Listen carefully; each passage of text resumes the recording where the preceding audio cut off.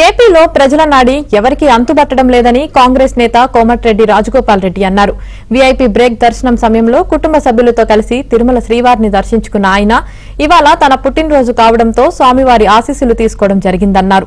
తెలంగాణలో పార్లమెంట్ ఎన్నికలు కాంగ్రెస్ బీజేపీ మధ్య హోరాహోరీగా జరిగాయని ఈ రెండు పార్టీలు సమానంగా సీట్లు గెలుచుకునే అవకాశం ఉందన్నారు.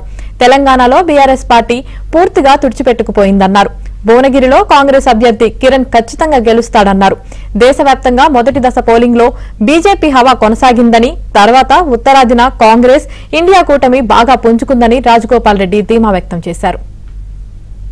ఈరోజు వెంకటేశ్వర స్వామి దర్శనం ఆశీస్సుల కోసం రావడం జరిగింది. చాలా బ్రహ్మాండంగా స్వామివారి ఆశీస్సులు దర్శనం భాగ్యం కలగడం చాలా అదృష్టం. అదేవిధంగా ఈరోజు జూన్ 1 నా పుట్టినరోజు సందర్భంగా స్వామివారి ఆశీస్సుల కోసం రావడం జరిగింది. అదేవిధంగా రెండు రాష్ట్రాల తెలుగు రాష్ట్రాల ప్రజలందరూ కూడా సుఖ సంతోషాలతో ఉండాలని చెప్పి రాబోయే రోజుల్లో ఇంకో 4 రోజుల్లో ఈరోజు ఆఖరి దినం పార్లమెంట్ ఎన్నికల లాస్ట్ ఫైనల్ ఫేజ్ ఎలక్షన్స్ జరగబోతున్నాయి. నా పుట్టినరోజు సందర్భంగా ఇదే రిజల్ట్ 4వ తారీఖు నాడు వస్తుంది.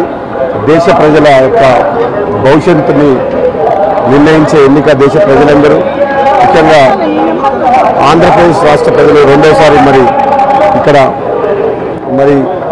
వైఎస్ఆర్ ప్రభుత్వానికి ఓటేస్తారా, మార్పు కోరుకుంటారా అనేది ఎంతో ఉత్కంఠతో ఇక్కడ ఈ ఆంధ్రప్రదేశ్ రాష్ట్ర ప్రజలు కూడా ఇప్పటివరకు ఏ సర్వేలో కూడా ఎక్కడ కూడా బయట పడటం లేదు. మొట్టమొదటిసారి అనుకుంటా ప్రజల నాడి తెలవలేదు ఆంధ్రప్రదేశ్లో. తెలంగాణలో బహుశా బీజేపీ కాంగ్రెస్ మధ్యన హోరాహోరీ జరిగింది. అక్కడ బీఆర్ఎస్ పార్టీ పూర్తిగా విఫలమవడం వల్ల బీజేపీ కాంగ్రెస్ మధ్యన హోరాహోరీ జరిగి సగం సీట్లు 2 సీట్లు కాంగ్రెస్ పార్టీ ఎక్కువ గెలుచుకునే అవకాశం ఉంది.